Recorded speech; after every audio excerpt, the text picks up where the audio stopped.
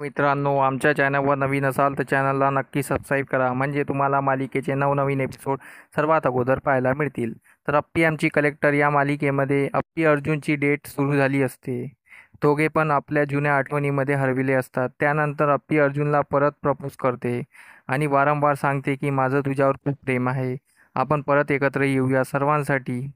झालं ते गेलं विसरूया आणि नव्याने सुरुवात करूया, असं अप्पी बोलत असते. पण अर्जुन त्यावर काही बोलत नाही. मग अप्पी अर्जुनचा हात पकडते. तेवढ्यात तिथे आर्याची एंट्री होते. आर्या हे सर्व बघून वैतागते आणि आर्याने सर्व ऐकलेलं असतं. आर्या अप्पी अर्जुनला बोलायला लागते आणि अप्पी सॉरी बोलते यावर. पण आर्या काही ऐकत नाही. ती अप्पीला खूप काही बोलत असते, पण अप्पी तिला काही उत्तर देत नाही.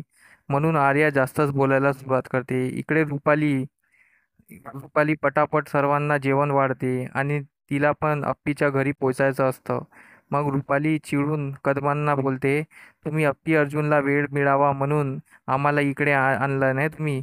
तर कदम बोलतात नाही. बापू बोलतात काय बोलते रुपाली तू, असं नाही केलं आम्ही, असं काही नाही आहे.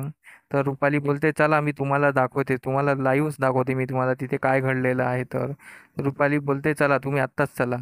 तर मग सर्व तिथे जायला निघतात. मग सर्व लोक तिथे अप्पीच्या घरी पोचतात. अप्पीच्या घरी पोचतात सर्वांना दिसते तर अप्पी अर्जुनची डेट सुरू असते आणि आर्या त्यांना बोलत असते.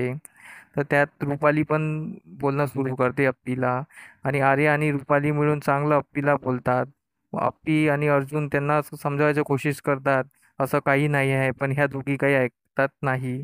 तर अप्पीला रडू येते. अप्पी रडायला सुरुवात करते तरीही रुपाली बोलायचं थांबत नाही आणि आर्या पण अप्पीला खूप काही बोलत असते. अप्पीचं रडणं पाहून अर्जुनला कसं तरी होतं.